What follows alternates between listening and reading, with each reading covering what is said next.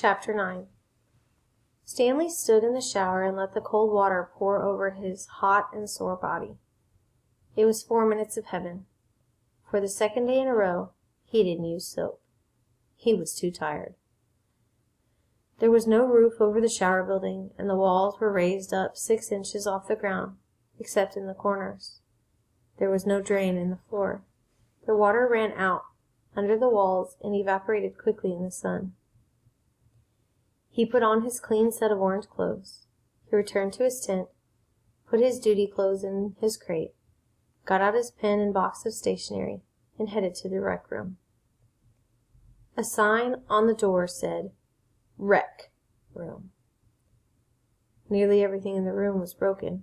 The TV, a pinball machine, the furniture.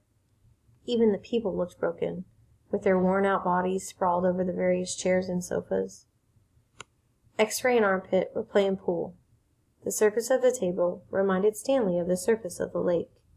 It was full of bumps and holes because so many people had carved their initials into the felt. There was a hole in the far wall, and an electric fan had been placed in front of it. Cheap air conditioning. At least the fan worked. As Stanley made his way across the room, he tripped over an outstretched leg.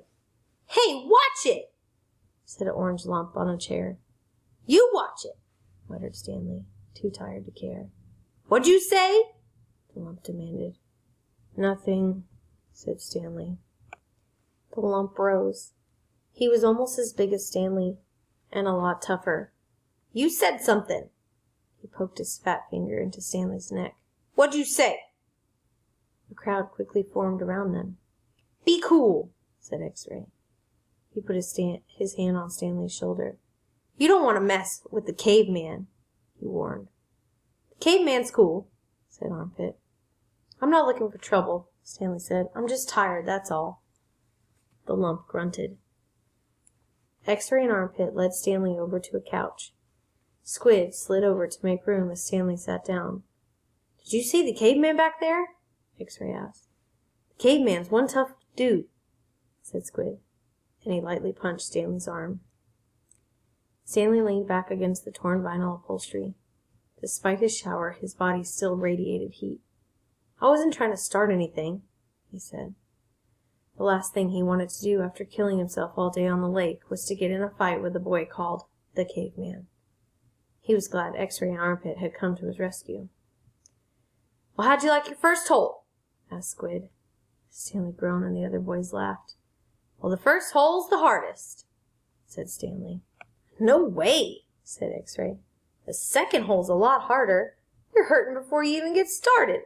If you think you're sore now, just wait and see how you feel tomorrow morning, right?" "That's right," said Squid. "Plus the fun's gone," said X-Ray. "The fun?" asked Stanley. "Don't lie to me," said X-Ray. "I bet you always wanted to dig a big old hole, right? Am I right?"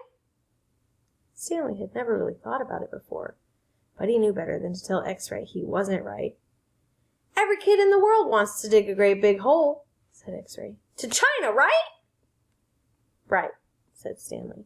"See what I mean?" said X-Ray. "That's what I'm saying. But now the fun's gone, and you still got to do it again and again and again." "Camp fun and games," said Stanley. "What's in the box?" asked Squid. Stanley had forgotten he had brought it. Paper. I was going to write a letter to my mother." "Your mother?" laughed Squid. "She'll worry if I don't." Squid scowled. Stanley looked around the room. This was the one place in camp where the boys could enjoy themselves. And what'd they do? They wrecked it. The glass on the TV was smashed, as if someone had put his foot through it. Every table and chair seemed to be missing at least one leg. Everything leaned. He waited to write the letter until after Squid had gotten up and joined the game of pool. "Dear Mom, today was my first day at camp, and I've already made some friends. We've been out on the lake all day, so I'm pretty tired. Once I pass the swimming test, I'll get to learn how to water ski. He stopped writing as he became aware that somebody was reading over his shoulder. He turned to see Zero standing behind the couch. "I don't want her to worry about me," he explained. Zero said nothing. He just stared at the letter with a serious, almost angry look on his face. Stanley slipped it back into the stationery box. "Do the shoes have red X's on the back?" Zero asked him. It took Stanley a moment, but then he realized Stanley was asking about Clyde Livingston's shoes. "Yes, they did," he said. He wondered how Zero knew that. Brand X was a popular brand of sneakers. Maybe Clyde Livingston made a commercial for them. Zero stared at him for a moment, with the same intensity with which he had been staring at the letter. Stanley poked his finger through the hole in the vinyl couch and pulled out some of the stuffing. He wasn't aware of what he was doing. "Come on, caveman. Dinner," said Armpit. "Coming, caveman?" said Squid. Stanley looked around to see that Armpit and Squid were talking to him. Sure," he said. He put the piece of stationery back in the box, then got up and followed the boys out to the tables. The lump wasn't the caveman. He was. He shrugged his shoulder. "It was better than Barf Bag,"